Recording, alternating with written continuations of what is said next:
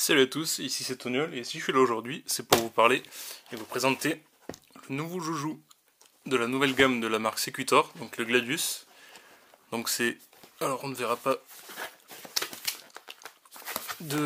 d'aperçu de la réplique sur la boîte, mais voilà, il s'agit de la gamme de reproduction de Glock, enfin plus ou moins. Donc de suite on va ouvrir la boîte pour voir ce qu'il y a dedans. Alors contrairement à certains constructeurs, ils s'emmerdent pas avec à marquer des données sur la réplique, sur la boîte, hein. Ils ont juste mis leur petit gladiateur en tenue tactique. Hop. Alors à l'intérieur, premièrement on retrouve un petit papier donc, qui explique comment insérer la sparklette dans le chargeur, parce que oui, il s'agit d'une réplique qui fonctionne au CO2. Ensuite on a un petit dépliant, bon, les classiques dans les boîtes de réplique, donc qui explique un petit peu comment remplir le chargeur, l'insérer dans la réplique. Et les consignes de sécurité en plusieurs langues, donc on trouve de l'anglais, du français et puis de l'espagnol, je dirais, pour la troisième. Hop. Et un petit dépliant Sequitor, donc sur la gamme Gladius.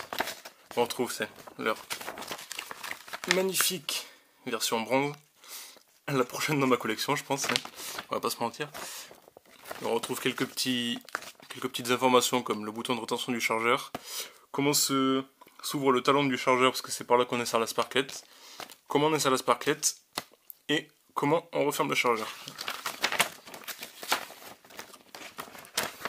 Il est beau, hein. Et de l'autre côté, on retrouve des infos sur le démontage de la culasse, le réglage du hop-up. De toute façon sur le hop-up il y a un petit gravage hop, petite gravure qui montre dans quel sens il faut l'actionner pour qu'il y ait plus d'effet hop-up. On retrouve une partie sur la sécurité, parce que comme on peut le voir il n'a pas une détente comme les Glock habituels, donc c'est une sécurité bien spécifique. Puis voilà. Puis on va pas attendre plus parce que on est là pour rien d'autre que ce qu'il y a dans la boîte. Bon, très sympathique en tout cas, bien protégé, bien calé dans de la mousse qui fait très bien son taf. La réplique ne va pas s'enfuir pendant le transport. Donc dans la boîte on retrouve hop, le chargeur, donc hop, CO2. Alors d'une vingtaine de billes, 23, 24, j'ai plus le nombre exact en tête, 23 il me semble. Donc on peut voir directement que on voit que l'encoche de l'aléatoire de chargeur est que d'un côté, donc inutile de faire comme sur certaines répliques, essayer de tourner le bouton, ça marchera pas. Hop, on va laisser ça de côté. On retrouve, comme ils avaient fait pour leur gamme Rudis, donc les 1911, un nozzle supplémentaire. Alors normalement ils en vendent un forte puissance, enfin un été et un hiver, un donc puissance normale et un puissance réduite. Parce que d'origine il tape fort quand même. Je l'ai déjà changé, moi j'ai mis le puissance réduite à l'intérieur, donc là c'est celui qui tapait plus fort. Donc l'autre à l'intérieur. On retrouve un petit joint, donc qui se met au niveau du capuchon doré, là, au cul du chargeur. Donc un petit joint de rechange, c'est toujours sympa. Et hop, le PA. Qu'on attendait tous depuis un moment. Donc déjà au premier abord on peut voir de suite que comme les nouvelles gammes des Glock WE, ils ont fait un petit stippling bien sympathique sur la carcasse, qu'on retrouve également hop, sur le cul du chargeur. Alors on va commencer à regarder de suite les marquages, parce que ça va être vite vu, il n'y en a pas ou très peu, et on peut le voir habituellement où on retrouve les marquages sur la poignée, sur la culasse. Là il n'y a rien, à part un petit calibre 6 mm, et en dessous un numéro de série. Alors j'ai vu, par rapport à ce que j'ai vu sur les autres possesseurs de Gladius, il a l'air unique, parce que j'ai pas vu deux fois le même, donc il a l'air unique. Donc on remarque de suite ce que j'ai dit tout à l'heure, fait que la détente ne possède pas la même sécurité qu'un Glock classique. Ah, c'est pas compliqué, c'est quand on appuie sur la détente, on voit que ça sort un petit picot de l'autre côté qui bloque contre la frame, donc qui empêche de tirer. Et si on appuie dans l'autre sens, on voit bien que le petit témoin rouge est apparu. Et là, ça peut tirer. On marque de suite, petit détail caractéristique. Sécutor a décidé de mettre l'organe de vis arrière un peu plus près. Donc comme ça on peut y installer un RMR, comme on le voit là. Hop, par les petits trous. Un RMR et on aura les deux organes de visée devant le RMR. Bon, pour ceux qui n'apprécient pas du tout, on peut bien entendu passer à l'arrière. Pas compliqué, il y a juste une petite vis. Une petite vis BTR. Hop, j'attrape ce qu'il faut. Sur le dessus. Qu'il suffit de dévisser. Et une fois dévissé, on peut réinstaller l'organe de visée à l'arrière. Voilà. Ce que je ferai, parce que pour passer dans les holsters, les holsters IMI défense ou comme ça, l'organe de visée à l'avant, enfin au milieu comme ça, va gêner, on pourra pas le mettre. Donc, tiens aussi, j'ai pas pensé sur le coup, mais niveau gravure, niveau marquage, pardon, on retrouve la tête de gladiateur caractéristique de Sécutor et le glaive sur le canon. Hein. Réplique très sympathique. Doté d'origine d'un adaptateur pour silencieux, donc 14 mm anti-horaire. Donc dessus on voit un peu comme c'était sur les FNX 45, bague de protection du filetage. Bien entendu, pour ceux à qui ça ne plaît pas, hop, l'adaptateur se sort. D'ailleurs, primordial pour pouvoir ensuite au démontage enlever le canon, parce que sinon, forcément l'adaptateur est plus gros que le trou dans la culasse, et on peut pas enlever le canon. Ouais. Donc, justement, on va voir, par rapport au démontage, c'est un Glock, hein, enfin une réplique de Glock, donc c'est pas compliqué. Faut avoir armé avant, hein. Les deux picots de chaque côté, on les descend, hop, et la culasse part toute seule. Donc bon, il n'y a pas grand chose à voir, hein. C'est de la mécanique de réplique de Glock. J'ai pu remarquer quelques légères différences, très légères différences de forme au niveau du mécanisme du marteau par rapport à un Glock. Par exemple, je vais taper ça de suite. Par rapport à du W, il y a des très très légères différences. Mais de toute manière, même si les pièces semblent pareil et compatible, je vous conseille pas de changer par du Marui, du W ou autre copie, hein. Ça serait complètement stupide étant donné que c'est une réplique qui tire au CO2, donc l'interne est, je l'espère, plus ou moins renforcé pour supporter le CO2, donc inutile d'y mettre quelque chose de plus fragile et risquer une casse, pas une bonne idée. Ensuite, on va regarder ce qu'il y a là-dedans. Donc là, moi, je l'ai précisé, j'ai déjà mis le nozzle basse puissance, hein. Donc hop, on va enlever ça. Enlever. Tac. Le canon. C'est un démontage classique, ça reste du Glock, donc hop. Donc le fameux nozzle. Qui revient très bien, il n'y a pas de problème là-dessus. Si vous voulez le changer, il vous suffira de vous doter d'un petit tournevis cruciforme et de défaire la petite vis qu'on voit au milieu là. Donc comme un Glock, hein, tout le bloc va venir et il suffira de retirer le nozzle, de mettre le nouveau, pas oublier de remettre le ressort dessus, hein, sinon le nozzle ne reviendra plus, et remettre la vis. Faites attention au démontage parce que, petit détail sympa, l'extracteur c'est une pièce à part, donc quand vous allez enlever le bloc, l'extracteur va se casser la gueule. Donc voilà. Pensez-y, je me suis retrouvé après le premier démontage à chercher l'extracteur parce qu'il traînait par là, il s'était cassé la gueule. Donc, bien sûr, on le voit de suite, hein, c'est canon externe, bloc au pop et le canon, enfin bloc au pop, canon interne et joint, c'est du classique, donc n'importe quel canon, PDI, ce que vous voulez, joint Modify, tout ce que vous voulez, vous pourrez tout y mettre. Même s'ils annoncent sur le site à la base un canon 603, si je dis pas de bêtises. Donc bon, on va pas changer le joint, je pense que le canon, je vais quand même essayer de lui laisser une chance, voir ce qu'il vaut. Mais bon, sachez qu'en tout cas, si vous voulez changer quoi que ce soit le canon externe, par exemple pour ceux qui n'aimeront pas le glaive et le gladiateur, vous pouvez très bien le changer pour autre chose. Je vous mettrai quelques photos par-ci par-là de mélange avec d'autres pièces, du Ratec, du WE, tout ce que vous voulez, vous pouvez faire ce que vous voulez avec. Mais bon, ça nous son charme quand même. Voilà, donc pour le démontage, c'est bon.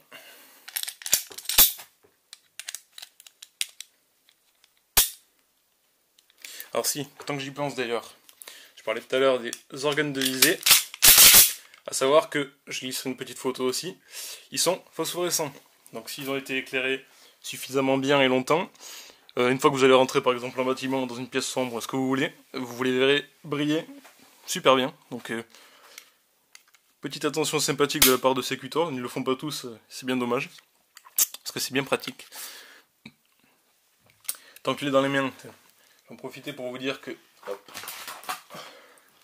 comme la plupart des pièces qui se ressemblent à l'intérieur, avec du MARUI, du WE, toutes ces copies, c'est pareil pour les chargeurs. Donc bon, à la base c'est du CO2, il faut savoir que avec des chargeurs gaz WE, et donc MARUI aussi, ça fonctionne très bien, il n'y a pas de problème là-dessus, ça fonctionne parfaitement, autant qu'avec le CO2. D'ailleurs, on peut pouvoir stocker la réplique. Certains s'en foutent, mais moi c'est un petit détail que j'aime bien. Hop. Alors je viens de me débarrasser de la boîte d'ailleurs, et de tout ce qui va avec. Donc tant que je l'ai là, je le comparais à tout ce qui était MARUI et copie. On va voir si pour tout ce qui est dimension de la culasse et de la carcasse, c'est la même chose. J'ai un holster IMI Défense qui me sert pour ranger mon Glock WE. Donc on voit bien qu'avec celui-là, il n'y a pas de problème. Avec le Secutor, hop, on voit de suite, comme je disais, que l'organe de visée va bloquer. Voilà. Donc, je vais me débarrasser de lui de suite. Là, hop. Comme je vous l'ai dit, c'est tout simple. Vous dévissez un tout petit peu la vis, vous le reglissez à l'arrière dans la fente prévue à cet effet. Hop, comme ceci. Et vous le revissez. Et puis on retrouve un Glock tout ce qu'il y a de plus basique. Qui maintenant, hop. Bon, il force parce que comme MARUI et copie, hop, il a la culasse, ou peut-être même la frame, je ne sais pas exactement à quel endroit ça coince, mais il est comme les MARUI et les WE, du coup, il est légèrement plus large et plus épais qu'un Glock classique, il n'a pas exactement les mêmes dimensions. Donc, comme pour les autres, il faudra poncer légèrement les holsters. Je vais faire l'essai aussi avec un holster IMI Défense toujours, mais prévu pour un Glock avec lampe. Là, il n'y a pas de problème, ça rentre parfaitement. Justement, parlons-en. On voit très bien qu'il y a petit rail à l'avant, donc pour fixer lampe et toute lampe laser, ce que vous voulez, qui est parfait. En plus, contrairement à certains WE, on va le voir de suite. Hop, il y a un léger jeu sur le Secutor, donc du coup ça prouve que la carcasse est légèrement plus épaisse. Aucun jeu, c'est parfait, il tient parfaitement, et du coup, voilà. On peut utiliser ce genre de holster sans problème.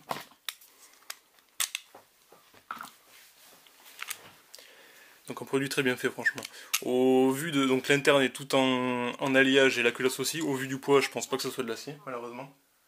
Donc il y a de grandes chances que ce soit de l'alliage, mais bon, tant que ça tient, il n'y a pas de problème avec ça.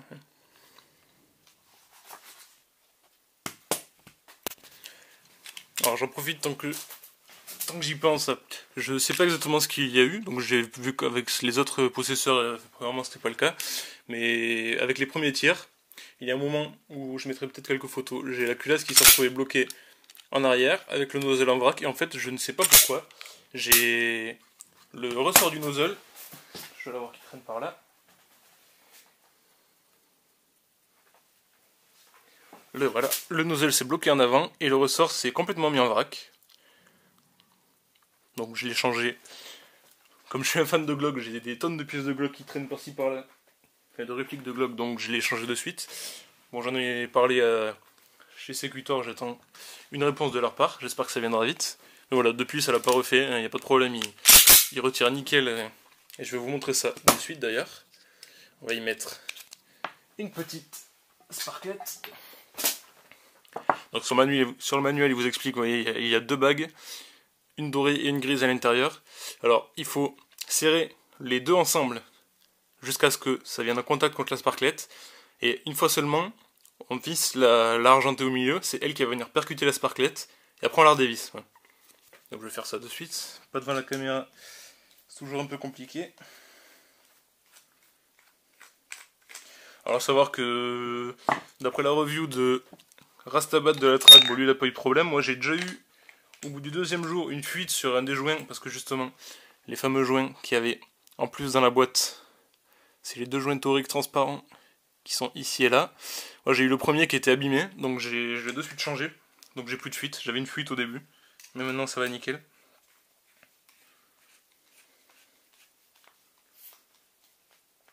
Là on voit qu'il n'y a pas de fuite, c'est parfait. On va remettre ça, puis on va voir de suite ce que ça donne. Donc on a tous l'habitude pour les utilisateurs de Glock, des Marui et WE qui ont des kicks un petit peu mollassons, hein, ça reste du Glock, c'est pas du 1911, donc là au CO2, autant vous dire que il claque sévère, c'est vraiment un truc de dingue. Au début je pensais le prendre, et puis comme j'ai beaucoup de chargeurs WE, le jouer au gaz, mais non, là quand je vois ce que ça donne au CO2, je peux que jouer avec le CO2, c'est...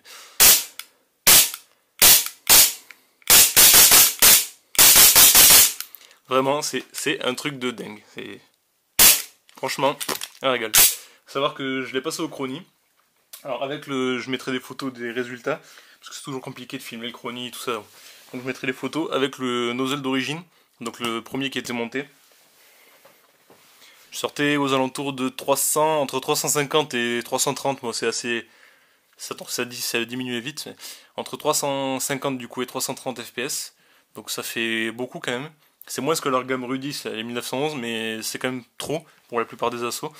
Et à savoir qu'avec ce nozzle là, donc le basse puissance, je mettrai la photo aussi, je suis aux alentours des 290-300, donc nickel, et rien à dire, c'est la puissance qu'on veut tous. On n'est pas là pour faire mal aux copains, donc bon. Après, le seul petit souci que j'ai eu, c'est comme souvent avec les répliques d'origine, c'est de voir que malheureusement, je ne sais pas si ça vient du mien, j'ai pas vu d'autres personnes qui avaient fait de tests de tir, mais j'ai le joint au pup qui est pas vraiment efficace, un peu à l'image de tous les WE d'origine qui ont un joint vraiment moyen. Là on voit de suite que grâce au canon qui est pas trop mal, le groupement est bon, mais j'ai pas une portée ouf, je touche à 30 mètres facilement, mais la bille tombe de suite, pas moyen de lui donner l'effet au pup, donc je changerai le joint et puis je verrai ce que ça donne. Mais voilà, à mon avis avec celui-là, il y a juste besoin de changer le joint. Voir le bloc au pup limite, enfin, moi j'aime bien faire le total, le Maple Leaf fait des très bons produits, donc j'aime bien changer le canon et le joint et le bloc, mettre la totale. Donc je verrai bien ce que je ferai avec celui-là, mais en tout cas le canon d'origine est pas mal, il n'y a que le joint qui est un peu inefficace. Bon après c'est peut-être que le mien, hein. J'ai pas eu le cas j'ai pas pu avoir d'autres disques dans les mains, donc d'autres Gladius pardon dans les mains. Donc je verrai au fur et à mesure que les gens en achètent ce qu'ils en disent. Bon on est parti pour un petit test de tir, donc voilà. Le carton va être à peu près une trentaine de mètres, au moins 30 mètres de là où je vais tirer. Donc c'est parti.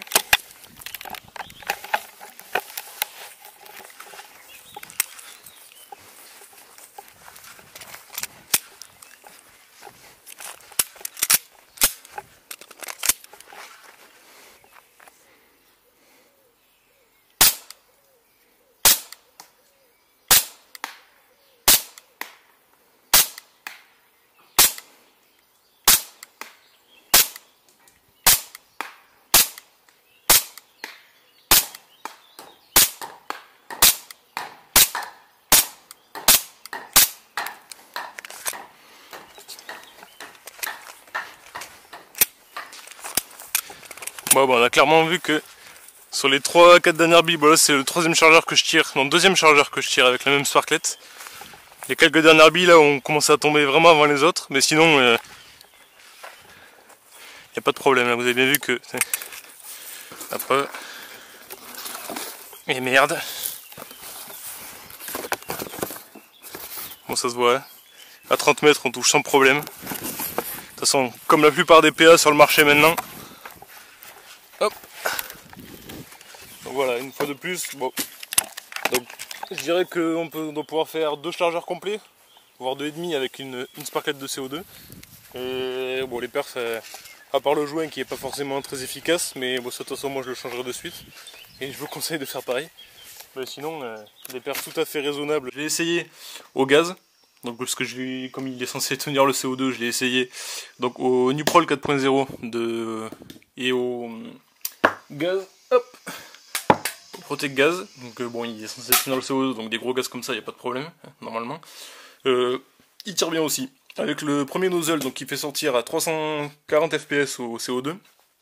Au gaz, je sortais à 285. Donc même pour ceux qui ont envie de le jouer au gaz parce qu'ils ont déjà tous les chargeurs, tout ça, comme moi je m'apprêtais à le faire, ne changez même pas le nozzle, gardez celui d'origine. Au gaz, il sort à 290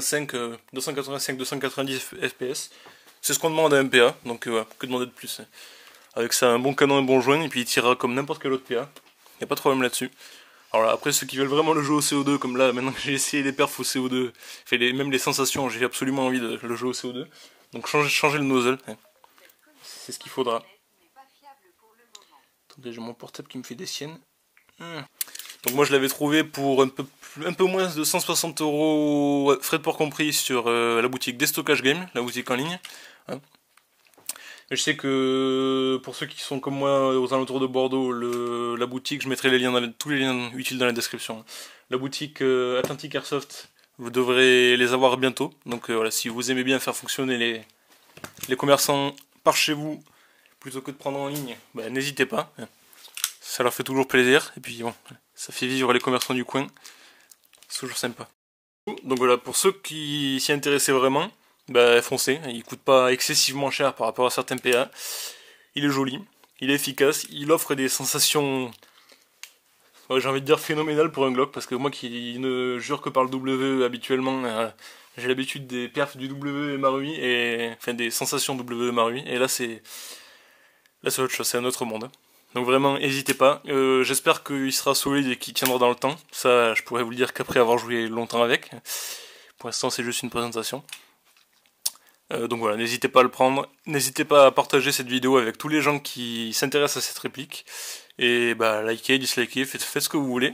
Laissez-moi vos avis. Et surtout, si vous avez des infos que j'ai oublié de préciser, n'hésitez pas à les lâcher en commentaire. J'ai récupéré tout ça parce que la réplique est récente. On ne sait pas forcément tout dessus. Donc voilà. Donc n'hésitez pas à dire ce que vous en avez pensé. Ça risque d'être un petit peu le bordel cette vidéo. J'ai fait ça un peu avec le temps que j'avais. Un peu à l'arrache, donc un peu dans le désordre sans avoir trop préparé. Donc ça promet d'être un joyeux bazar. Si, tant que j'y pense, j'étais en train de regarder les compatibilités des différentes pièces, enfin surtout des différentes culasses avec les différentes frames. J'ai vu que Rastabat de la Track fait ça très bien dans sa vidéo. Donc je vous mets le lien dans la description au passage. Donc n'hésitez pas à aller jeter un oeil, c'est toujours sympathique d'avoir 2 ou plusieurs avis sur une réplique. Donc voilà, n'hésitez pas à aller faire un tour, ça mange pas de pain.